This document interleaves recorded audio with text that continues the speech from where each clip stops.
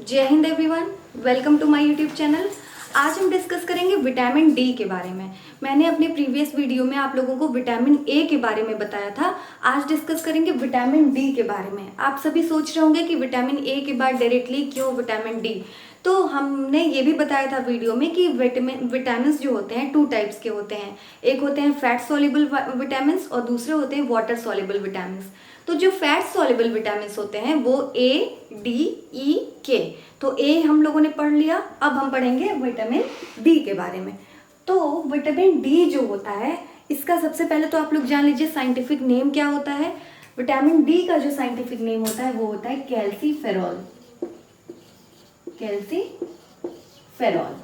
और vitamin D को जो उसका सेवन करने से, उसको खाने से हमारी बॉडी में कैल्शियम, मैग्नीशियम और फास्फोरस जैसे मिनरल्स जो होते हैं, जो खनिज होते हैं, उनकी पूर्ति होती है। अब इसके बेनिफिट्स क्या क्या हैं, कैसे ये हमारे लिए लाभदायक है, इसके क्या क्या बेनिफिट्स हैं हमारी बॉडी में। तो सबसे पहले आपको पता है कि हर एक विटामिन, जितने भी टाइप्स ऑफ विटामिन होते हैं, वो इम्यूनिटी को बूस्ट करने का काम करते हैं, यानी कि इम्यूनिटी को बढ़ाने का काम करते हैं। क्योंकि विटामिन का डेफिनेशन ही यही है कि ये क्या करता है, हमारी बॉडी को डिजीजेस से बचाता है, बीमारियों से बचाता है। तो वो बीमारियों से तभी बचाएगा जब हमारे बॉडी के अंदर की इम्यूनिटी जो है, इम्यून सिस्टम जो है, वो स्ट्रांग होगा। तो इस तरीके से सबसे पहला फंक्शन और बेनिफिट्स कह लें, इसके लाभ कह लें, तो सबसे पहला तो ये है कि हमारी इम्यूनिटी को स्ट्रांग बनाता है।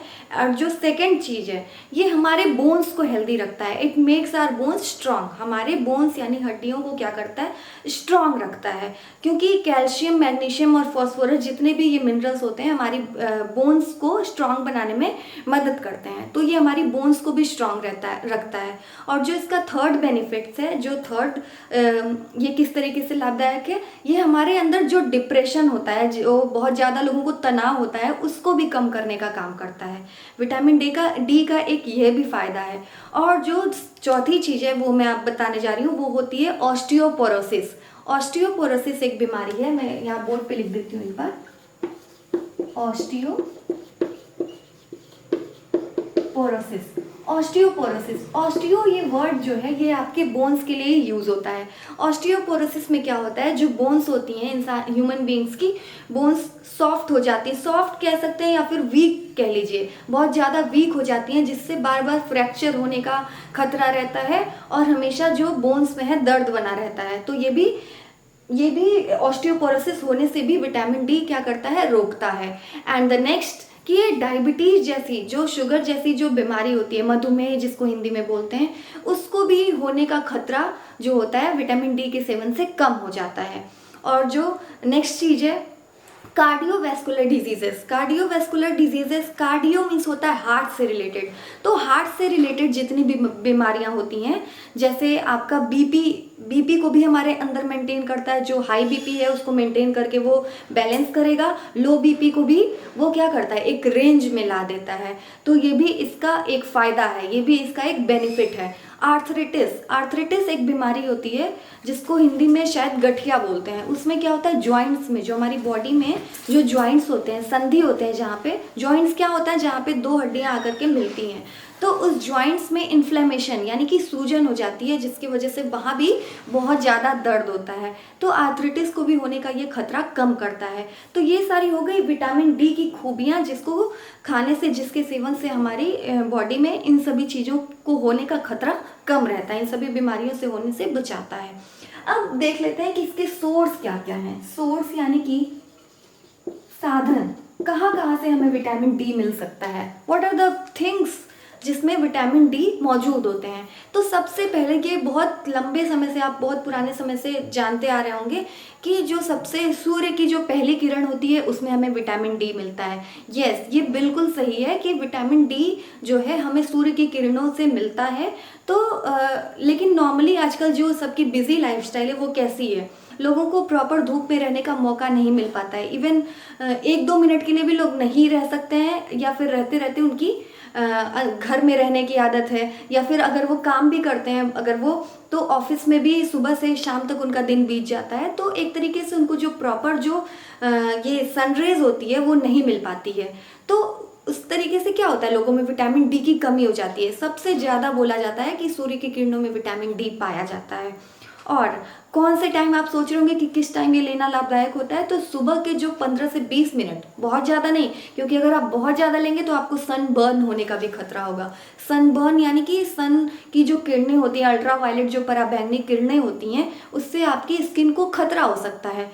तो बहुत ज़्यादा नहीं, but yes 15 to 20 minutes at least you should take vitamin D. Okay, तो ये हो गया एक इसका सोर्स। और जो सबसे कौन कौन से फूड में, what are the foods which are rich in vitamin D, तो कौन कौन से फूड होते हैं, जितने भी आपके डेयरी प्रोडक्ट्स होते हैं, डेयरी प्रोडक्ट्स यानी कि मिल्क प्रोडक्ट्स, जैसे दूध है, दही है, चीज़ है, बटर, ये सारी चीज़ें जितनी भी होती हैं उसमें बहुत ही हाई अमाउंट में विटामिन डी पाया जाता है। और आप तो सुनते आ रहे होंगे कि दूध पीने से क्या होता है, कैल्शियम मिलता है।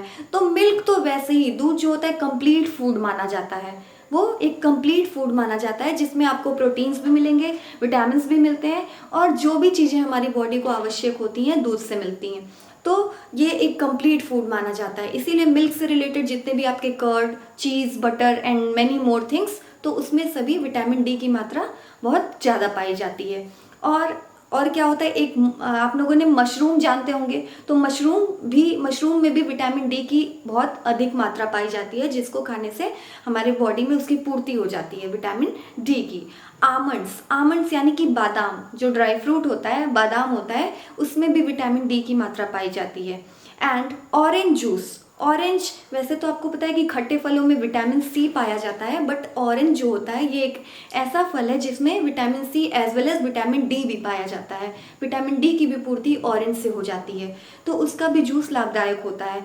और एक चीज़ है एग योक, बहुत सारे लोग एग्स खाते होंगे, अंडे खाते होंगे, तो उसमें जो यॉक होता है, उसका जो येलो पोर्शन होता है, जिसको अंडे की जर्दी बोलते हैं, उसमें भी काफ़ी पर्याप्त मात्रा में क्या होता है, विटामिन डी पाया जाता है।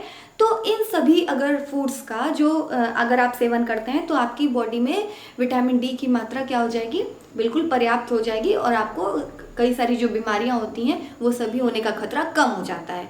अब आते हैं डेफिशिएंसी यानी कि इसकी कमी से क्या क्या बीमारियां हो सकती हैं। तो मैं यहाँ एक बार लिखती हूँ डेफिशिएंसी।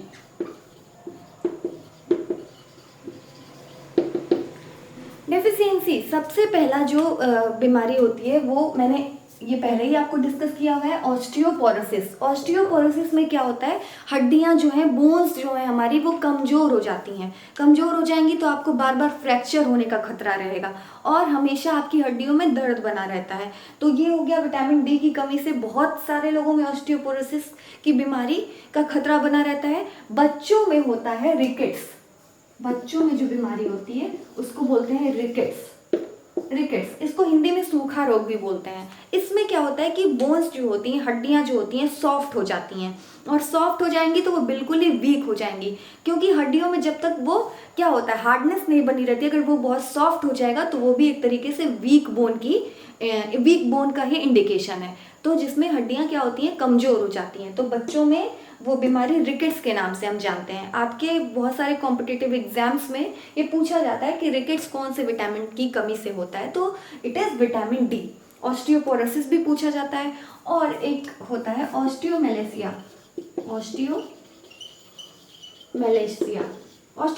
में ये सेम बीमारी है रिकेट्स ही, लेकिन रिकेट्स बच्चों में होता है, और ये जो ऑस्टियोमेलेसिया है वो एडल्ट्स में पाया जाता है, एडल्ट्स में होता है। इसमें भी जो हमारी बोन्स है वो बिल्कुल सॉफ्ट हो जाती हैं और धीरे धीरे वो कमज़ोर होने लग जाती हैं।